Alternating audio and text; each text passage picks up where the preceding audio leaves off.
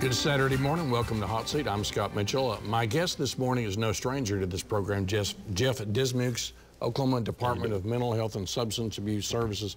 We just put the ODMHSAS so people will know. Yep. Look, we saw something here recently. It was a New York Times story. Oh, yeah. Everybody's aware of what happened a couple of NFL weekends ago with the Buffalo Bills safety. We've got our Buffalo Bills fans right here in studio. So Damar Hamlin was hurt. New York Times is talking about how it impacted other players. You had Aaron Rodgers saying this really messed me up. I mean, this is a big issue. Naomi Osaka a few years ago. Athletes and mental health. Why are we just now talking about this? Well, you know, I think it's good that we're talking about it, because the fact is that mental illness doesn't discriminate. It's anybody, it's everybody, and so we're seeing this.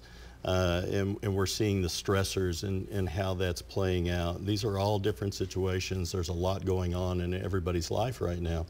And that can cause negative consequences in other aspects of life. I think it's important that we're talking about this now. And also another New York Times story that we had visited about, looking at a family that was in the middle of illness and a sister talking about her ability to help the sister. She talks about barriers to care through insurance and the inability through the private system. She talks about how Community Mental Health Center provided the services that were necessary to help her sister, but then talks about other issues such as legal barriers that is keeping her sister from moving forward with treatment, or when she becomes very ill. There's a lot of complications out there.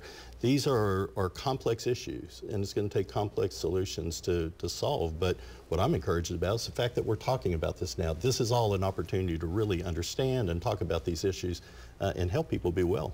One of the things that when people are talking about mental health, they always come back to insurance. It's still a problem, right? It's still a problem. I mean, for what now, 25 years, 25 plus years, parity has been on the books as far as law, but there's not really any teeth to enforce parity, and we still run into problems as far as insurance coverage for behavioral health issues. And that causes the problems like what I was talking about in the New York Times story, to where an individual isn't able to get help. They end up losing their job. They end up losing their insurance coverage. It's important that we engage early. I have a friend over in Tulsa that I was just recently talking to, trying to help her find services for her family.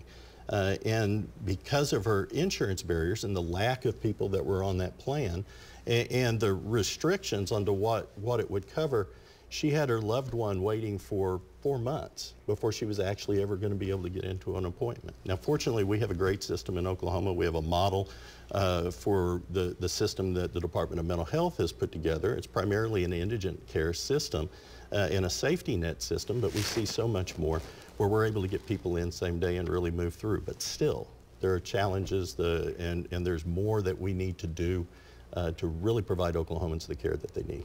Okay, and still, although we're talking about, there's still not enough information out there about this issue. Right. Already got about 45 seconds.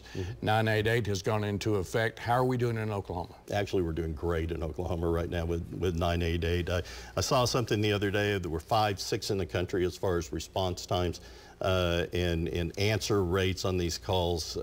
We want to be #1, so we're still working towards that. I think the numbers are skewed, but the fact is that we're really doing great things, and we're seeing something different in Oklahoma than anywhere else in the country. It's a robust system. We're finding different avenues to get people to the care that they need.